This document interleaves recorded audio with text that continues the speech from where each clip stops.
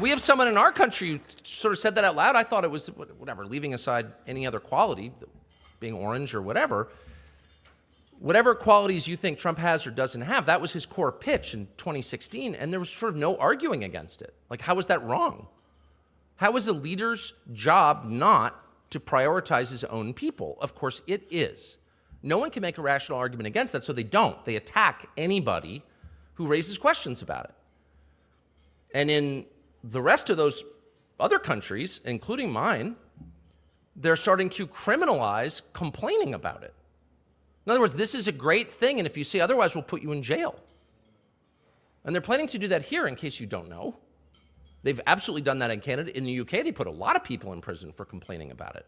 Hey, I don't think you're taking care of the people who are born here. Shut up, racist, you're going to jail. Actually, every week people go to jail for that. Imagine that. Imagine that.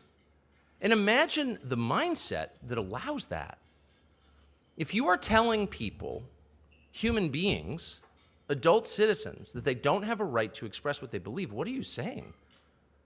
Well, what you're saying is, I don't think you're human. Because the right to say what you think pre-exists government. It's something that you're born with as a human being. It's what distinguishes you from animals and slaves. That's the core of your human autonomy, the right to say what you really believe, to express your conscience. And if you no longer possess that, you are not human anymore. You belong to someone else. You are an object. And so any leader who tells you, you don't have a right to say that, you don't have a right to criticize me or my policies, that person considers you subhuman. And that's a crime as far as I'm concerned. We shouldn't even have that. And by the way, in my country, we have an explicit law against that. It's the First Amendment to our Constitution, because ours is a revolutionary country. And so the framers of our founding documents were forced, under gunfire actually, to think this through. We're building a country from nothing. What do we want?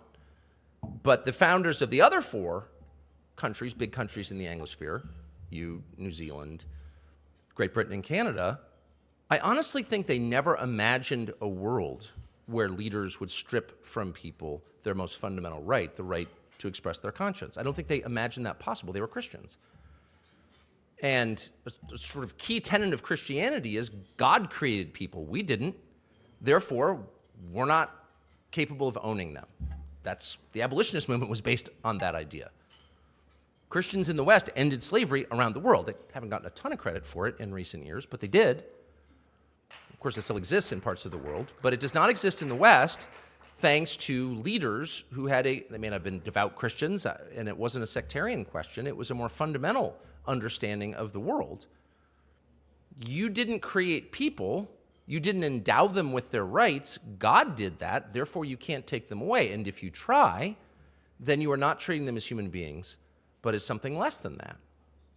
And I honestly think that people who wrote your founding documents just assumed that and didn't think it would ever be challenged. Well, now it is being challenged. And my strong advice to you, and I said I wasn't going to weigh in on Australian politics, but my strong advice to you, or any human being who wants to preserve the most sacred of his human rights, would be to resist that up to and including being willing to go to jail for saying what you believe. Because if they can strip from you your right to say what you think, there's literally nothing they can't do to you. There's nothing they can't do to you.